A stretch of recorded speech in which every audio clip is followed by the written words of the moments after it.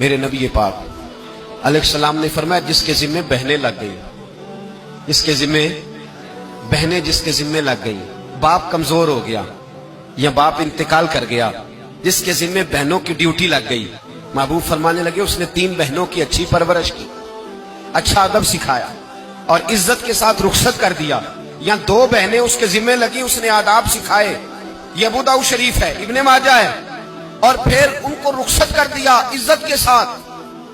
پھر ایک مقام پہ فرمایا چلو ایک بہن ہی اس کے ذمہ لگی تھی، اس نے ادب سکھائے، آداب سکھائے، عزت سے رخصت کیا، حضور کیا ملے گا؟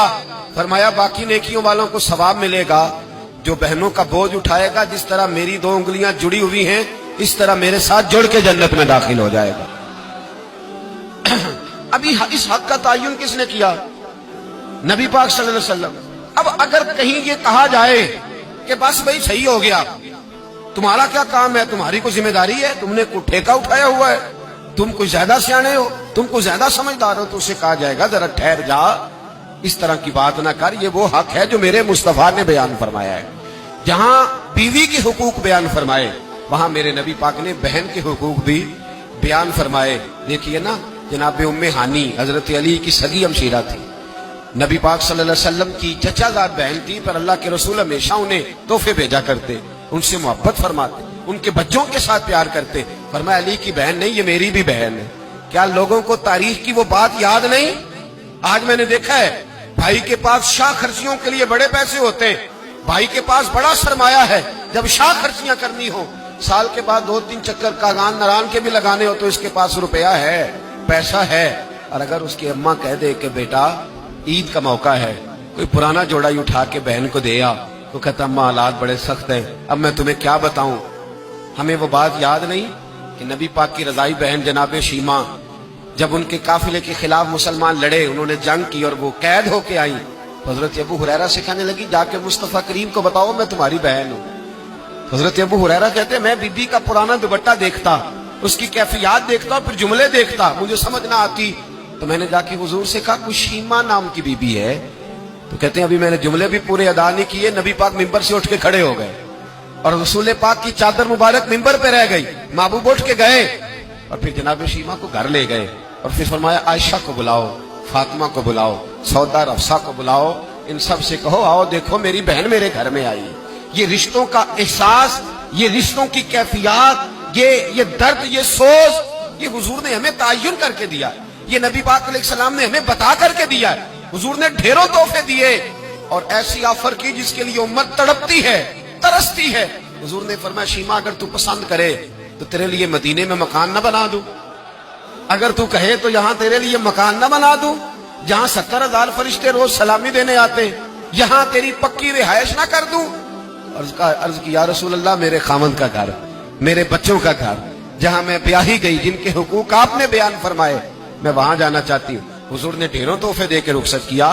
تو میرے بھائی بہن کا ایک حدیث ہے مشکات شریف، مشکات میں حدیث ہے، ایک حضور علیہ السلام کے صحابی تھے جو نبی پاک کی بارگاہ میں بیٹھے رہتے تھے، اس پر شارحین نے بڑا کچھ لکھا ہے، کہتے ہیں وہ علم دین حاصل کرتے تھے یا جہاد میں مصروف رہتے تھے۔ ان کا ایک بھائی تھا تو وہ تجارت کرتا تھا، کاروبار کرتا تھا، یہ مشکات ہے۔ ایک دن آ کے عرض کرنے لگے یا رسول اللہ صلی اللہ علیہ وسلم اسے سمجھائے کوئی کام بھی کرے، آپ کے پاس بیٹھا رہتا ہے، ڈیوٹی ساری میں کرتا ہوں۔ تو محبوب فرمانے لگے خاموش ہو جا، ہو سکتا ہے رب کریم جو تجھے رزق دے رہا ہے وہ بھی اس کی برکت سے عطا فرما رہا ہے، اس کے نصیب کا اللہ تجھے دے رہا ہے، ہو سکتا ہے اس کے توسل سے، پتہ نہیں اللہ کس کی وجہ سے دے رہا ہے، کس کے حصے کا تیرے گھر بھیج دیتا ہے۔ امام حسن رضی اللہ تعالیٰ عنہ جب کسی شخص کو کچھ دینے جایا کرتے تھے تو فرماتے تھے بھائی یہ نصیب تیرا تھا، اللہ نے میرے گھر بھیج کے میری ڈیوٹی لگائی تھی کہ میں تجھ تک پہنچا دوں، میں نہیں لے کے آیا، نصیب تیرا ہی تھا، میرے ذمہ لگا تھا کہ چلو میں بھیج دوں۔ تو یاد رکھیے گا اگر کچھ جگہوں پہ ہمیں حقوق ادا کرنے پڑتے ہیں، کسی مالدار بھائی کو کسی غریب کا خیال رکھنا پڑ ہی جاتا ہے، تو مہربانی کرے وہ خیال کرے۔ میں نے ایک امیر بھائی سے ایک دفعہ کہا کہ تیرے غریب بھائی کی بچیاں بڑی ہو گئی ہیں، تیرے بچے ہیں، رشتہ لے لو، رشتہ لے لو۔ تو کہنے لگا نہیں وہ جب شادی کرے گا تو میں تعاون کروں گا۔ تو میں نے کہا تو کیا تعاون کرے گا، کیا مطلب ہے تیرا؟ تو بھائی کی محبت کو پیسوں میں تول رہا ہے، سوچا ہی نہیں تو نے؟ وہ اسی باپ کی صلب سے جس سے تو ہے، اسی ماں کا دودھ پیا ہے जिसका तूने पिया है। तुझे वो दौर भूल गया है कि जब घर बाहर कोई तेरे भाई को घूरता था, तू कहता था मैं आंखें निकाल दूंगा, तेरी जरूरत कैसे हुई, मेरे भाई को घूरता है, और आज तू कहता मैं ताउन कर दूंगा। मैंने कहा ताउन तो करने वाली बड़ी दुनिया है, तू थोड़ी तवज्जो कर, ख्याल कर। अल्लाह बड़ा मेहरबान है, बाजों का दिल में बात डाल देता है। सुबह फजर के वक्त मुझे मिले तो कहने लगे आपने बात तो बड़ी पते की। मेरे घर के अंदर कुछ कैफियत ऐसी थी पर रात मैंने बदल दी है। अब दुआ फरमाइएगा अल्लाह मुझे इस एहसास पर इस्तिकामत अता फरमाए।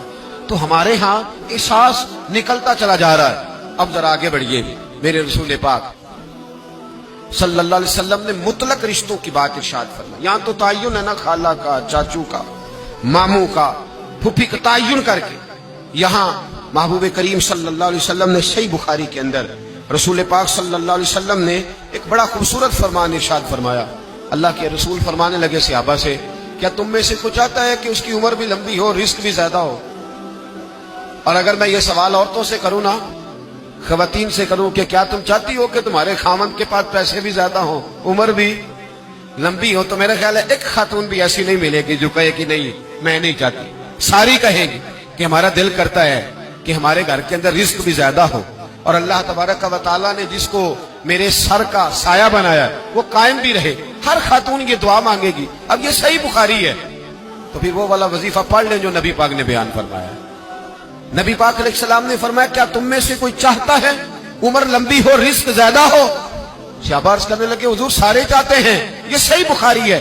तो महबूब फरमाने लगे फिर वजीफा सुनो, अपने रिश्तेदारों के साथ अच्छा सलूक करो, अल्लाह तुम्हारी उम्र भी लंबी फरमा देगा, रिस्क में इजाफा भी फरमा देगा। रिश्तेदारों से अच्छा सलूक करो, सिला रहमी करो, उनका ख्याल करो। अगर गरीब है तो उनकी मदद करो।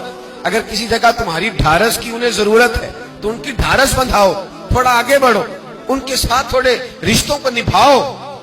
तुम तो सिर्फ एक रिश्तेदार की हौसला अफजाई करोगे, बीमार होगा तो तीमारदारी करोगे, किसी तकलीफ में जाके उसकी दिलजोई करोगे, अल्लाह तुम्हें उसका इनाम ये देगा कि रब तबारक व तआला तुम्हारे रिस्क में भी इजाफा फरमा देगा और तुम्हारी उम्र को भी लंबा फरमा देगा। अब हमारे यहाँ होता यह है कि लोग कहते हैं जी मेरा रिश्तेदार सख्त बहुत है, बड़ा सख्त है।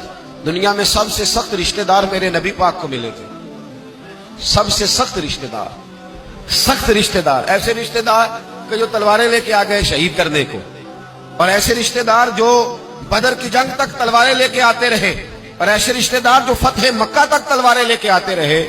लेकिन जिस दिन उन्होंने नरमी फरमाई, मेरे महबूब ने फरमाया तुम तो सिर्फ नरमी करोगे, मुझे तो अल्लाह ने रहमत लिल आलमीन बना के भेजा। मेरे महबूब पाक अलैहिस्सलाम ने करम के दरवाजे ही खोल दी, हुजूर ने रहमतें फरमाई। हमारे अंदर की वो घुटन और मिजाज का वो कमजोरपन और वो जो हम अंदर से बुज़दिली दिखाते हैं रिश्तेदारों के मामले में, वो बहुत सारी जगहों पे हमारा नुकसान करती है। अपने रिश्तेदारों के साथ थोड़े से मामलात को बेहतर रखना।